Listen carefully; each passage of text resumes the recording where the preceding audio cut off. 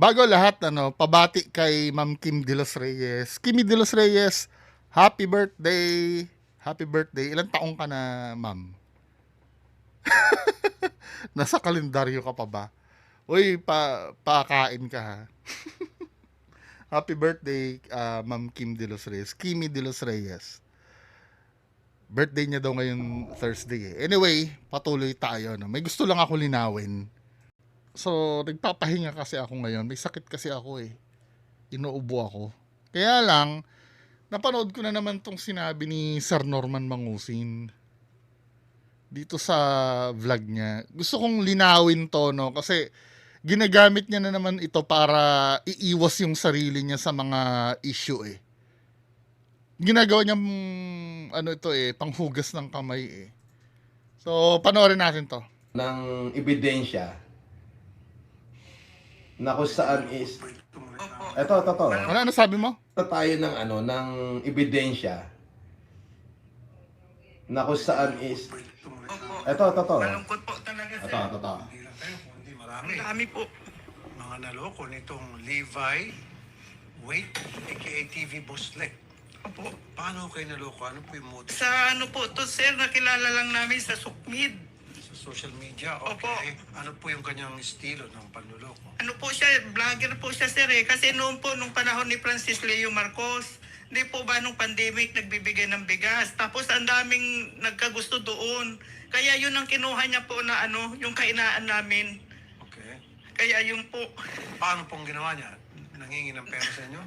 Opo, nung mag-imbes daw po sa niya, imbes na ang dami niya po talagang naguyo na mag-imbes, sir. Magkano po na-invest nyo? Ako po, 262,900 po ako. Yung iba po, may mga milyon-milyon po. Dami po talaga. Paano kayo nakumbisi sa kanila? for sure hindi papalabas ni food poison yan. So yung ibinibintang ho sa akin na marami akong nalokong OFW, ang totoo ho nun ay marami hong gumamit ng pangalan ko. Isa to, minama ni Ubra niya, no? Dahil dyan sa senaryo na yan, wrong. Hindi talaga ipapalabas ni Food Poison yan. Ni Food Genius. Kasi hindi naman talaga ikaw may gawa niyan, ng case na yan. Siyempre, para pagiging fair kasi yun eh. Alam nga naman ibintang sa'yo porkit na-mention yung name mo. Although may nakikita nga naman akong post, no, na sinasabi na si FLM daw ang nanloko doon. Ako na nagsasabi, hindi si FLM ang nanloko doon sa matanda. Ganito kasi ang nangyari niyan. Na-mention kasi yung name ni FLM doon. Ang hindi sinasabi dito ni FLM, si Boss Lee, yung pinakita kanina, ito yun, no? Si TV Boss Lee. Ito yung original video eh kay... Medyo malungkot po itong reklamo Opo, ni ma'am. malungkot. Levi, Ito si Boss Lee. aka Si Boss TV Lee to eh. Boslek. Opo. Paano kayo naloko? Ano po yung modus? Sa ano po to, sir, nakilala lang namin sa Sukmid. Sa social media? Opo. Okay. Ano po yung kanyang estilo ng panluloko? Ano po siya, vlogger po siya, sir, eh. Kasi noon po, nung panahon ni Francis Leo Marcos, Oo. hindi po ba nung pandemic nagbibigay ng bigas. Tapos ang daming nagkagusto doon. Kaya yun ang kinuha niya po na yung kainaan namin. Totoo yun. Di ba? Ginamit niya talaga si FLM noon. Pero sino ba ito si Boss Lee? Gusto ko malaman, si Boss Lee ay part dati ito ng FFCI. Hindi sinasabi ni FLM yon, part ito ng ni FLM. Ngayon, nagkaroon siya ng issue sa nakalimutan ko na rin, 5 years ago, matagal na rin kasi eh. Ang pagkwentuhin nyo dito si Ma'am Yama, pag nag-live si Ma'am Yama, ipakwento nyo, si Ma'am Victoria nandun, umaakyat kay Ma'am Yama yun eh. Si Ma'am Victoria. Umaakyat siya doon. Si Boss Lee ay membro ng FFCI dati. Naisama niya si Ma'am Victoria. Nagkaroon yata sila ng hidwaan nun. Kung anong reason nun, si Ma'am Yama yata nakakaalam. Alam ko dati, nakalimutan ko lang yung details kasi sobrang tagal na. Now, nung humawalay kasi nga, nawawala na ng tiwala ang grupo ni Boss Lee na makalaya si FLM. Ang ginawa ni Boss Lee, nag-imbento siya ng FLM niya. Ito yung sinasabi ko sa inyo na si FLM ay nagkaroon ng 3 persona. Si FLM daw kasi, siya ay prinsipe. Tapos yung si Prinsipe, merong nagsusuot ng maskara, merong, ano nga yung isa? Meron talagang may kamuka ni FLM. Ang gulo ng istorya nito eh. At wag kayong, wag yung i-underestimate yung pinaniwalaan yun. Yung istorya ni Boss Lee na si FLM pala ay prinsipe daw. So ang pinalalabas nila, yung nakulong na FLM, yun daw ay nagsusuot lang ng maskara. Or tama ba ako, Ma'am Victoria? Nanonood na rin sa si Ma'am Victoria eh. Basta ganun istorya nun. Napaka-outrageous ng story nito. Na gumawa siya ng parang kulto gamit si FLM. Eh maraming taong may mahal kay FLM, di ba? Talagang pinaniwala niya na 3 persona meron si FLM. Anak si FLM ng hari. Basta kagaguhan yun. May mga past vlogs ako dun eh. Na pinagtatawanan namin yan. Tapos meron pang sa akin nagtatanggol niya, no? Na totoo ang sinasabi ni boss. To be fair naman kay kay Sir Norman Mangusi, nagamit talaga yung name niya doon. Pero ito kasi ang problema dito si ginagawa ni Sir Norman Mangusin. Ginagamit niya yan para i-explain sa tao na lahat na nang nag-aakusa sa kanya na niloko niya ay nagamit lang ang pangalan niya. Wrong!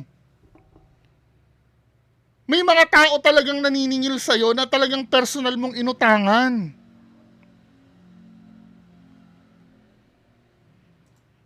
Tingnan nga natin yung na ikaw mismo ang pinadala, si Dong Batalan mismo ang pinadalhan mo. Sir Norman Mangusi, huwag mo iligaw yung usapan. Totoo naman tong sinasabi mo na nagamit ka dito sa part na to. Pero it doesn't mean na wala na nag-aakusa sa'yo. Nagpakita nga na mo kasi ma'am Karen Whitmore na talagang ikaw yung tinuturo na nagpautang sa kanila eh. Kay Sir Dong Batalan pinapadala eh. Tapos imamaniobra mo ng ganyan, sir. Ginagamit niya yan para sabihin na, pag may nag-ano sa akin, ganyan talagang ginagamit ang pangalan ko. Kahit kailan walang bumintang sa inyo sa part namin. Pero may nagpapakalat nga naman ng video na panood ko na ikaw daw yun ang loko doon. Pero hindi yun ang case. Ginamit nga naman ang pangalan mo doon. To be fair naman sa'yo. Pero wag mong gagamitin yan, sir, para i-absolto mo yung yung sarili mo sa publiko. Na wala kang ginawang ganun. Yan na nga ho yung Levi o Levi Insyong Wata na milyon daw yung nakuha sa OFW. Kilala mo yan si Boss Lee eh. Na Rapid Tulfo in action na yan. Na Rapid Tulfo in action na siya. As in, ang dami. I'm so sure pag napanood dito ng mga supporter nito, palaging yan na ang gagamitin, yung senaryo na yan.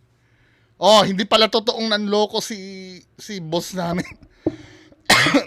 Yun ay ginamit lang palang pangalan niya. Ito yung ebidensya, paulit-ulit yan ang gagamitin eh. Di ba? Pero meron talaga, sir, na na ikaw talaga yung sangkot eh. Na inaakusahan. Hindi yan. Ibang yan eh. Ibang grupo na yan eh. Breakaway group na ng FFCI nyo yan eh. Diba? So, tapos, may mga nagsabi na ako daw ho yun ng loko. Maliwanag ho yan. Napunta na ho sa Rapid Tulfo in action. So, kung marami sila, sabihin na natin 100 sila, dito lang sa isa, 290,000. Tapos doon sa isa iba daw ay milyon, kung 100 sa 290,000, di 29 million yon. Tama ba? Ngayon, yung iba may milyon, baka nga 40 to 80 million. Parang tama nga. Tamo! Pero hindi ako. Inaano niya talaga. Minamaniobra niya na hindi, sir naman. Ikaw ang tinuro ni ma'am, kahit kailan hindi naging miyembro nila Boss Lee si Mami Susan, si Karen Whitmore, si Ma'am Arceli, Gueco, hindi naging miyembro ni Boss Lee yan. Sila Ma'am Edith Gargar, hindi naging yung mga mamis, Never naging member nila, Boss Lee yan. Tinan mo talaga to si Sir Norman Mangusin, ano? Tinan mo ha. Wait lang. Meron talagang, ano, proof na sa'yo talaga pinapadala yung, ano, yung mga pera. Ito nga, oh. Ito yung kay Ma'am Arceli, di ba? Ito yung pinagmumura mo daw na hindi mo na binayaran. Ayan o, andyan ang name mo eh. Oh, Francis Leo. Ayan o, si Ma'am Gueco ang nagpadala sa'yo. Gueco Arceli G. Oh. Francis Leo, pangalan mo to eh. Magkano pinadala sa'yo? 200,000 oh, maraming resibo yan. Yung iba nga pa nga kay Sardong Batalan pinadala eh. Ito, Gladys Espinosa naman ang pinadala nito. I don't know kung sino yung Gladys Espinosa, ano?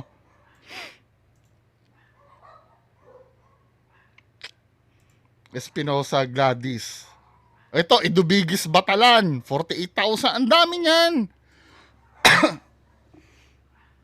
Nililigaw ni ano, wag mong idama yung kay Boss Lee. May sariling kaso yon. Ayan o. Gueco Arceli. FLM na naman pinadala. Magkano ito? 500,000. Tingnan nyo. Sino yan si Ma'am Gueco Arceli? Ito yung kinausap ni Sir Nasukir na humihingi naman ng tulong sa sinisingil ka na minura mo daw. Di ba yung sinasabi mo na tulong yon, hindi kahit nga si Karen Yuki Whitmore sinabi pinalalabas mo na tulong eh. Ito naman si Sir, wag mo nang gawin yan, sir. Ililigaw mo yung mga tao eh. Di ba? Hindi maganda itong ginagawa mo, sir. Ginagamit mo yung ibang kaso para iabsulto mo yung sarili mo. Yung Insong Wata o yung Libay. Kasi nung pandemic, nag-iisa lang ako eh. As in alone lang. Tumulong lang ako sa kakayahan ko, sa capacity ko, inubos ko lahat. O pati yung savings namin na mag-asawa, sinama ko. Grabe talaga to. Ng bahay, binentahan ko ng lupa. Grabe, sobrang Sinama ko, ipinamigay ko lahat. binamigay mo lahat, bakit sabi mo may 40 million ka pang ipamimigay last month? Oo. Ang nangyari, nakulong pa ako, tapos pinagbintangan pa ako na nanloko ng OFW. Ayun. Ay, Diyos ko, grabe. So for sure, si food poison, hindi niya to ipapakita. Kasi ito yung ebidensya na may gumamit lang ng pangalan ko. Isa lang yan. Hindi, unang-una, hindi ganito, pagbibigyan ko yan ng ebidensya, pero itong complainant na to, hindi naman nag-aakusa sa'yo yan eh. Di ba sana kung si Mami Susan yan or anong name nito? Si Ma'am Karen Whitmore yan. Pero hindi naman yan iba yan eh. Bakit yan ang ipapang-absolto mo dun sa mga ibang nag-akusa sa'yo? Hindi naman sila yan eh. Tropa ni Boss Lee yan eh. Nagpakita naman ako na resibo yung si Ma'am Gueco Arceli. Saan na ba yun? Ayan o. Pakinggan nyo to ha. Yun. Oh my God. Hindi ko na hiningan doon dalawa dahil wala. Sadsad na kami tatlo eh. Sadsad na kami talaga lahat.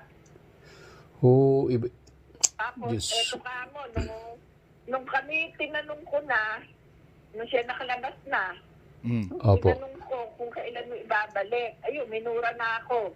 Oh. Hayop na po. Minura na niya ako. Oo, tinanong ko, kailan mo ibabalik yung pera? Kasi, lahat naman yan yung inutang ko lang na may tubo. Ayun, minura na ako. Si Ma'am Celi Gueco, yung pinakita kong resibo kanina na worth 200,000, 500,000 na nakapangalan sa'yo. Ikaw mismo ang anong Boss Lee pinagsasabi mo dyan? Anong Levi Insong Wate? Hindi. Hayop na po ako. Ito palang taong to. Hindi, anong klaseng tao yan? Oo nga Sabi po. kami naglabas sa kanya eh. Ayun, minura pa ako. Yung mga naglabas sa'yo sa kulungan, sir? Ikaw naman. Nako, sorry. So, hanggang ngayon, eto, dito, nag-uhulog ako ng mga hulog-hulog dito, hulog doon, tubo, panay na yung mga tubo.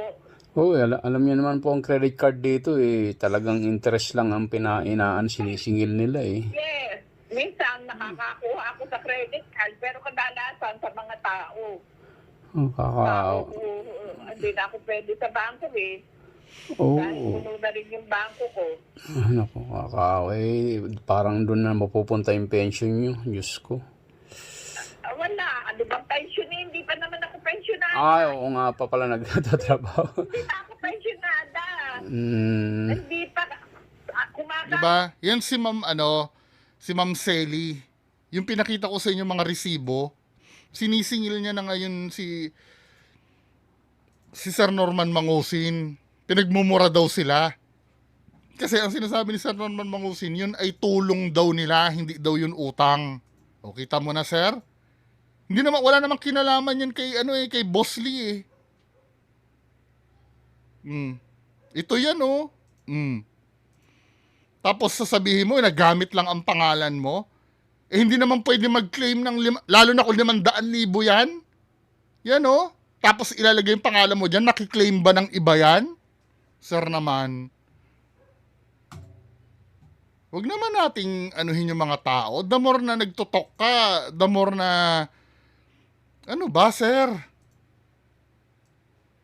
Yung mga in-interview ni Sir MG, mga ano yun? Mga totoong tao yun. Never na-involve kay Boss Lee yung mga yun. Ibang kaso yung kay Boss Lee. Ayun. Hindi naman ho, bale, at yan naman ho, darating yung araw ng katotohanan na ilalabas ho lahat yan. So, Darating ho yung panahon, lalabas din naman lahat ng katotohanan. Hindi ho yan maitatago. Kasi yung katotohanan ho sisingaw at sisingaw ho yan.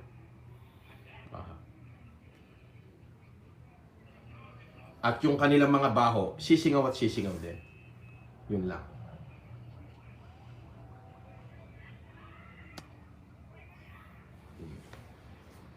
So, sinasabotahe ho nila yung ating live. Okay lang, wala naman tayo sinasabi. Nagkataon lang na may nagtanong lang. Kaya naman, naalala ko, nga pala, merong hindi, ano yan? Nakahanap ka ng pagkakataon na yan yung pang-absolto mo sa sarili mo. Na hindi, na invalid. Kasi hindi naman ikaw ang pinagbibintangan dyan.